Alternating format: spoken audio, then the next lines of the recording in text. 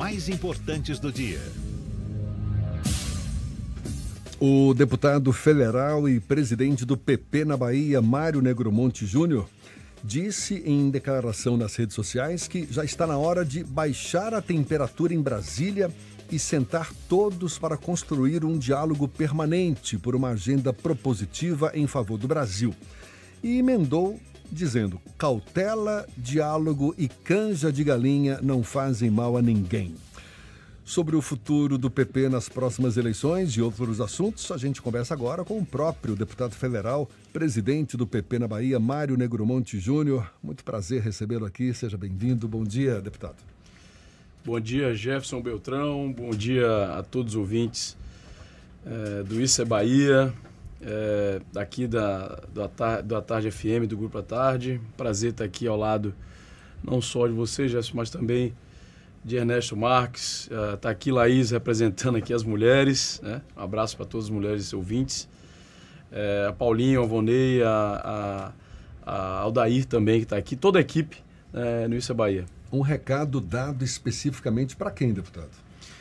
Eu acho que atenção, eu acredito que todo governo tem uma atenção. Na composição de governo, existem as expectativas, existem os partidos políticos, os políticos de uma forma geral. Então, não foi recado, mas eu acredito que, eu acho que a semana passada e na outra semana, o clima estava bem tenso, né? Existiam especulações de que existiriam retaliações, existiriam pressões sendo feitas vindo do Congresso Nacional, vindo também do Executivo, enfim, eu acho que... Está faltando uma proposta propositiva, uma agenda propositiva, melhor dizendo, em favor do Brasil? Eu acho que, assim, existe a agenda, né, na medida que a gente aprova as medidas provisórias de manutenção do Bolsa Família, de manutenção de Minha Casa Minha Vida, mais médicos, você começa a dar uma cara do governo e essa agenda propositiva. Mas precisa ter uma sequência, né? Tem uma sequência disso. Né? Agora, o governo está sem base de apoio. Pronto. Aí é que está. Está sem base para poder ampliar essa agenda. O senhor compartilha da crítica que o presidente da Câmara, Arthur Lira, que é do seu partido, faz ao governo nesse sentido da articulação e da construção da base do governo? Eu compartilho como partidário de que é preciso dialogar mais e permanentemente. Porque na medida que, para que o ouvinte entenda o que está acontecendo, é o seguinte: o Congresso Nacional não é só o deputado, né? São os deputados que têm ali 513 deputados, né? Eu sou um, Arthur Lira é outro. Ele é presidente do poder. E ele ouve mais do que eu ouço, apesar de estar ali no plenário ou conversando com os amigos de todos os partidos. Mas o Congresso era um no governo Lula, no primeiro e no segundo. Cenário totalmente diferente hoje. O cenário é diferente porque, um exemplo básico aqui, pragmático. Na medida que você dobra as emendas impositivas, ou seja, as emendas que o governo precisa pagar, você cria uma certa independência do parlamentar de votar vamos dizer assim, num projeto polêmico do governo. Tá? Ele vai querer, na medida que ele tem as emendas necessárias para poder atender a sua base, ele vai votar com o que a base pede.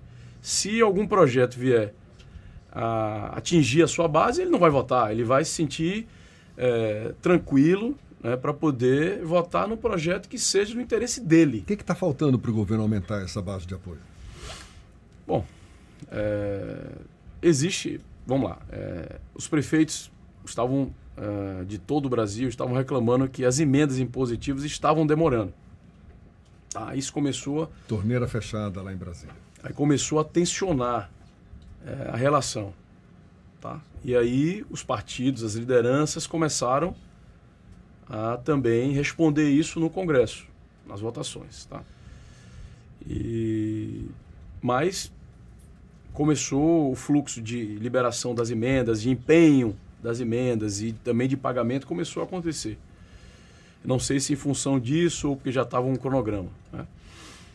Mas é o que eu digo, precisa ter um diálogo ali para sentir esse termômetro às vezes... Mais agilidade do governo na liberação dessas emendas, então.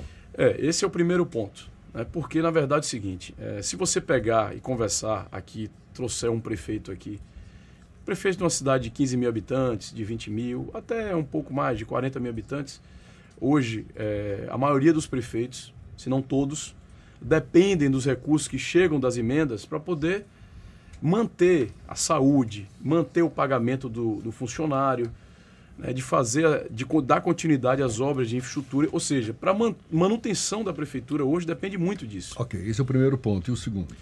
Não, aí existe a composição de governo, tá? Que alguns têm interesse de participar do governo e na construção dessa composição, tá? Essa parte eu não participei, né? Apesar de ter votado em Lula, eu não fui chamado para isso e não estou... Meu interesse, na verdade, é votar nos grandes projetos sociais que vêm ajudar. Mas essa fala sua mais contemporizadora, mais chamando para um diálogo, isso significa... Até porque tem declarações do presidente Arthur Lira que diz que está esperando ser convidado para integrar a base do governo formalmente. O PP cogita integrar a base do governo Lula? Foi por isso que eu estava explicando assim, eu não tenho muito... não bati na porta do governo e fui chamado para poder ter essa conversa de cargos, né? Não acho que a política se resume a isso. Essa é uma opinião minha. Aliás, eu fui eleito agora, no meu 4º mandato, sem nenhum cargo. Municipal, estadual ou federal. Aliás, eu tive quase mais 50 mil votos a mais do que na outra. Isso prova que tem algumas pessoas que precisam, querem fazer essa política. Eu, particularmente, acho que faz parte do jogo. Por exemplo, para mim teria todo sentido, eu que votei em Lula, fazer parte do governo nesse sentido também. Mas eu estou muito tranquilo, volto a dizer, eu, como muitos ali que votaram, quer que o governo ande, que o Brasil se desenvolva, a economia aconteça de uma forma que a gente possa ter recursos para poder bancar os programas sociais e ajudar as pessoas que mais precisam. Eu fui eleito pelas pessoas carentes, não foi pelas pessoas ricas da Bahia. Quem me colocou na Câmara, mais uma vez, pelo 4º mandato, foi o povo do sertão, onde eu nasci, e as pessoas mais carentes da Bahia. Então eu tenho que defender eles. Ou seja, defender os programas sociais, defender os programas que cheguem a esse povo que me colocou. Agora, o Partido Progressista tem uma posição, através do presidente, de não compor o governo. Arthur Lira nunca chegou para mim para dizer, o presidente Arthur nunca chegou para dizer eu quero isso, eu quero aquilo do governo. Nunca. Não existiu essa conversa dentro do partido. Mas como é que se posiciona hoje? É um partido de oposição, inclusive queria chamar para a seara local aqui. Na Bahia, o PP já foi base de governo, depois migrou para a oposição, agora alguns parlamentares foram liberados, apoiam de novo o governo. Qual é a cara do PP hoje aqui na Bahia? Eu acho que está mais ou menos do mesmo jeito. É o partido que, lá em Brasília, tem alguns que querem ficar na base de Lula, presidente Lula. Tem outros que votaram em Lula, como eu, e declarei o voto. Acho que talvez declarar, só fui eu que fiz isso no partido no Brasil. Mas outros que votaram, não declararam. E querem fazer parte da base. E outros que não querem fazer. Aqui na Bahia é do mesmo jeito. Está muito solto. Aqui na Bahia é do mesmo jeito. Só que aqui na Bahia agora eu sou presidente, né? Eu tenho uma missão mais difícil. Como o Arthur tem lá... Mas qual é o seu desejo? É que o partido esteja com quem? Não, meu desejo é o desejo da maioria. E qual é o desejo da maioria?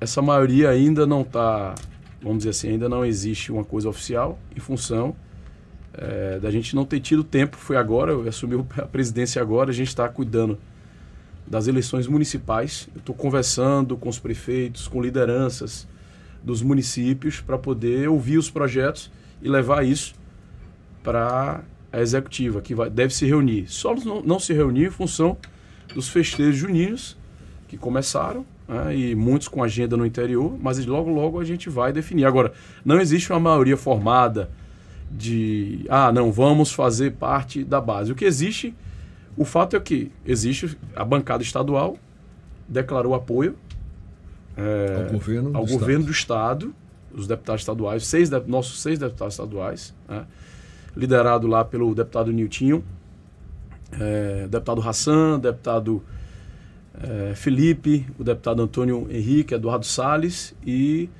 o deputado Nelson Leal. Quer dizer, aquele movimento de ir para a oposição, apoiar a base do atual prefeito, do grupo ali do ex-prefeito Assemineto, foi só um ensaio que deu errado? Bom, uma parte que defendia essa posição saiu do partido, né? O PP perdeu alguns quadros, né?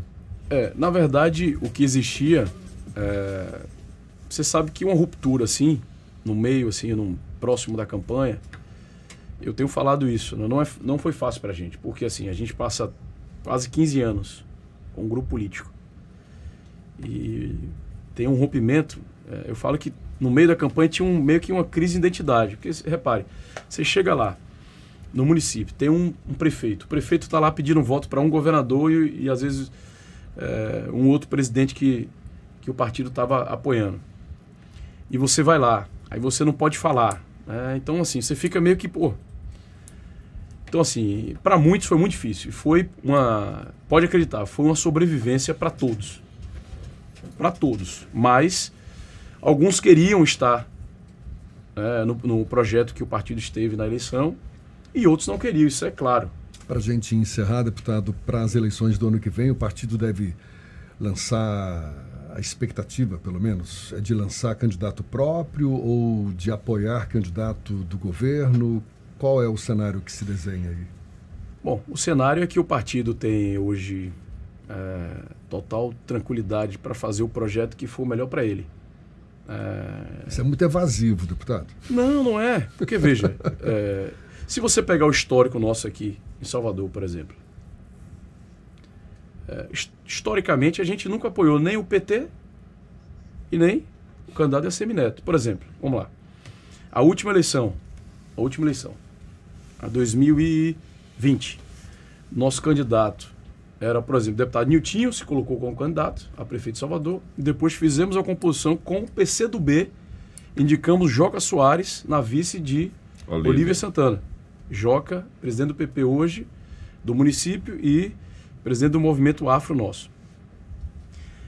Na eleição retrasada de 2016, nosso candidato a prefeito foi Cláudio Silva, que tinha sido secretário Serviços Públicos aqui de João Henrique. Então, assim, e outros lugares, outros municípios, grandes municípios, e a gente está focando muito, fazer um debate amplo sobre os 30 maiores municípios, para lançarmos candidatos, ou, porventura, apoiar numa composição que seja do interesse do crescimento do nosso partido e também que nós acreditarmos que seja melhor para o povo do município. Como o chão ainda está muito longo, né, pela frente, pode ser então tanto um candidato do próprio partido como o apoio de alguém.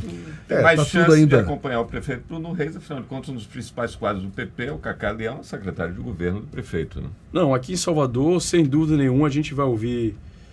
Eu tenho um compromisso de, assim, a gente não vai cravar o candidato, porque eu tenho um compromisso de chamar a nossa executiva e definir isso para poder participar todos e também dividir a minha responsabilidade com todos. Mas Cacá é uma figura central, né, na discussão de Salvador, não só Salvador, por exemplo, Lauro de Freitas, que é a terra dele, toda, né? Uma região metropolitana que ele tenha, os municípios que ele tenha mais aproximação, ele e Leão vão ter presenças marcantes, até porque Cacá é meu vice e eu tenho que estar bem com o meu vice também. Deixa eu lhe botar numa fogueira aqui, que a gente está no finalzinho do programa, mas a gente comentou aqui, foi objeto até do comentário, o primeiro comentário do Levi, sobre esse projeto aprovado ontem, assim, relâmpago, enquanto o cão coçava o olho, os deputados passou comissão, plenário, foi para o Senado. Como é que passa um projeto desse? Essa história da discriminação contra a política, isso mesmo, deputado, o senhor apoiou esse projeto também? Foi tão relâmpago que eu nem votei. Que sorte, hein? Não votou, confesso que não sabia que ia ter essa... Mas teria votado a favor? Olha, existem muitos excessos nas redes sociais, tem mudado muito. As pessoas às vezes não têm limite quando entram na... Mas não só políticos são afetados por isso. Claro, mas veja, é isso que eu quero mais. E olha que eu já sofri e sofro, às vezes, algumas injustiças, mas a volta da ditadura e a censura, não. Eu acho que esse tempo já passou acho que está mais do que claro que a gente evoluiu muito para poder dar um passo atrás.